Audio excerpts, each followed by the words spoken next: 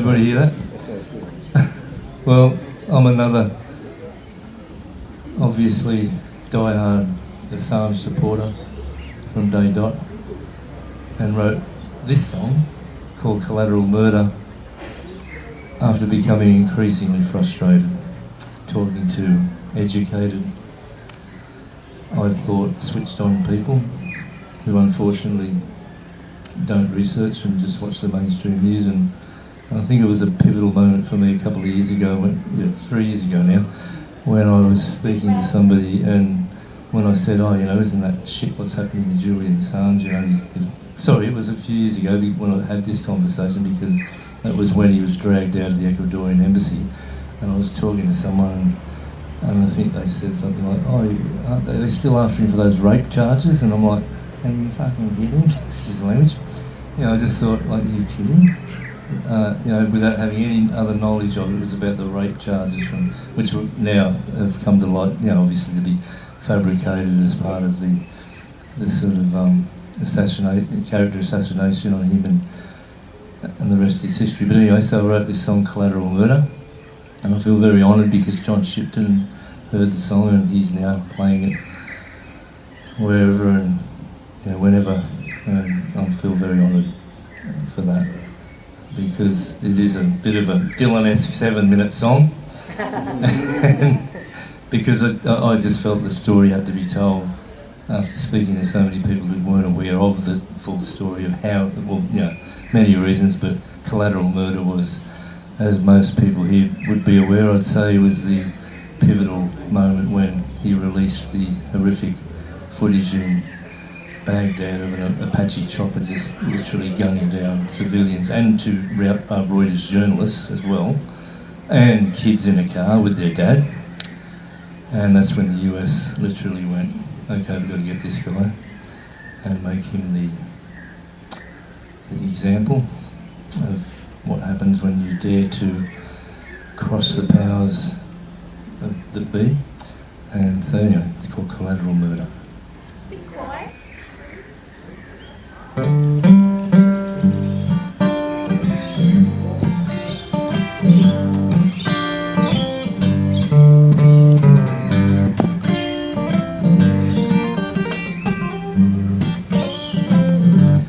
Story about a journalist named Julian Assange who told the truth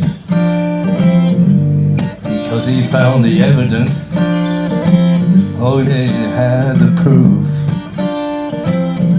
of collateral murder committed by the US in Iraq. And the images were brutal. Oh yeah, the images were stark. There's an Apache chopper, it's hovering in the sky, and over downtown Baghdad, 16 civilians are about to die. Oh, little did they know what was about to go down, because they were just standing around talking like we do when we're downtown. Yes, they were just standing around talking like you do when you're downtown.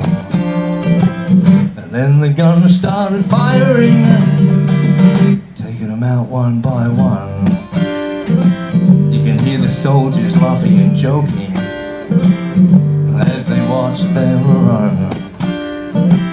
And there were two Iraqi journalists reporting for Reuters at the scene. And they were both carrying their cameras, not guns, you can easily see it on the screen. But the soldiers said they were carrying weapons and looked like insurgents, but you can't see that on the screen. And the soldiers kept on firing, seemed like they were having fun. And they just kept on shooting, they were trying to kill everyone. They just kept on shooting, they were trying to kill everyone. Then a man drove up in a van with two small children by his side. He hadn't done anything wrong, had no reason to run and hide. He was only trying to help the wounded. But the soldiers sound like they're playing a game. They open fire on the children and the man, and the bullets keep falling like rain. One says you shouldn't bring your kids to a war, and they laugh with no conscience or shame. These are the things they don't want us to see. These are the images you won't see on TV.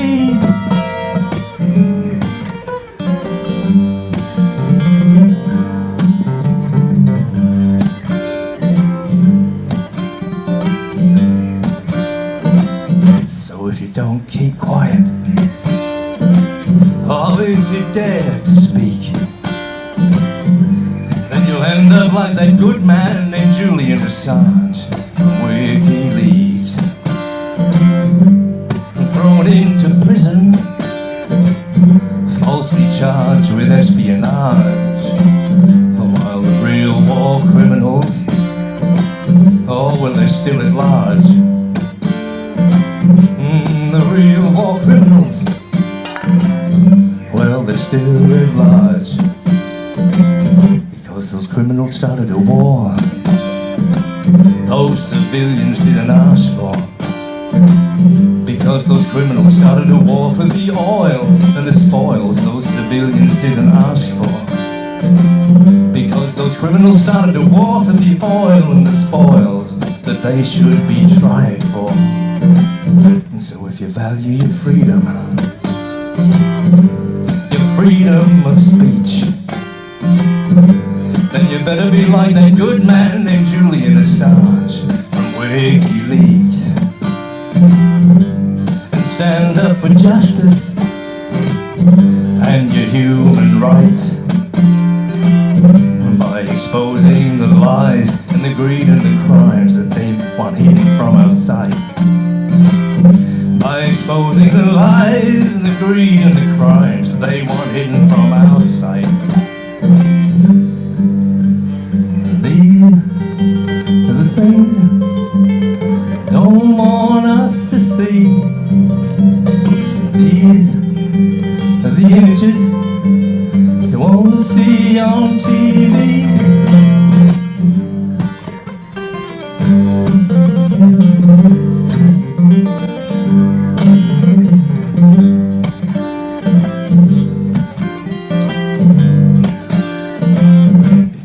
Criminals started a war those civilians didn't ask for. Because those criminals started a war for the oil and the spoils those civilians didn't ask for. Because those criminals started a war for the oil and the spoils that they should be tried for. Because those criminals started a war.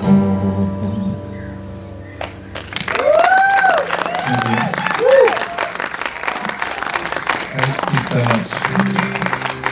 It's great that there's so many musos that have come up with their own individual incredible accounts of what's happening to Julian, and we're all praying for him today.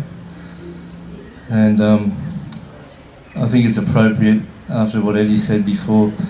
I'm on a bit of a bandwagon. I've also written a song for Dave McBride, who's now, absolutely entrenched in this whole big picture with Julian's dad, and just another incredibly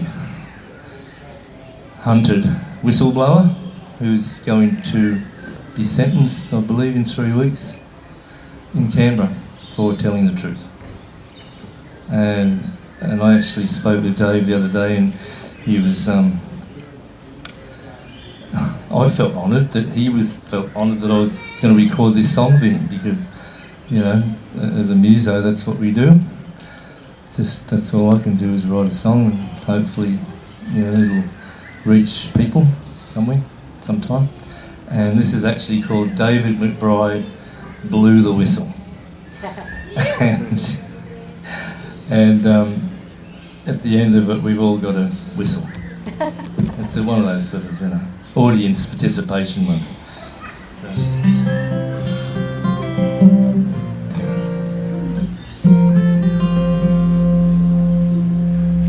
It's very Australiana, because he was in the Australian Army.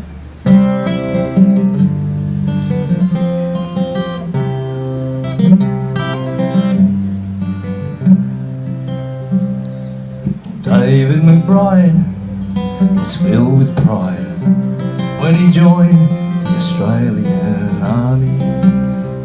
It was a dream realised for David McBride to be serving his country. Some years before, he studied the law in Sydney, then Oxford University. But he knew from the start, deep in his heart, he was destined to be in the military. So he joined the British Army and gave his best for 6 years. And he rose to the ranks of a major, a position deserved for the way that he served with exemplary behaviour. But his home was Australia, and when he finally returned, he worked in the law as a barrister. But he felt unfulfilled, for in his heart still he was longing to be a soldier. And David McBride was filled with pride to be a lawyer in the Australian Army. And David McBride swore an oath to abide by the morals and laws of his country. So he had to make a stand when in Afghanistan he discovered some soldiers were killing innocent children, women and civilians, and the accounts were disturbing and chilling. And as the evidence grew of the sins of a few, well, he knew that he must do his duty and report what he knew, because it was true. He knew that he must blow the whistle. Sorry, it's still more. Now it goes. So he informed his superiors diligently. But his concerns and his fears just fell on deaf ears. They didn't want to hear about the guts and the gristle. But as a man of the law and what he stood for, well, he knew that he must blow the whistle. I can't whistle. We want whistling.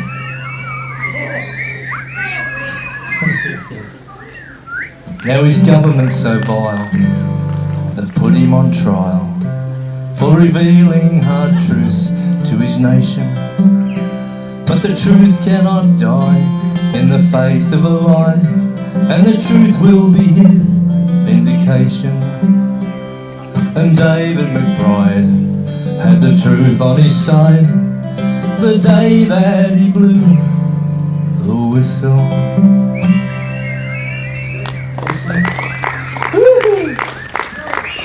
And may justice prevail for Julian and David. Thank you.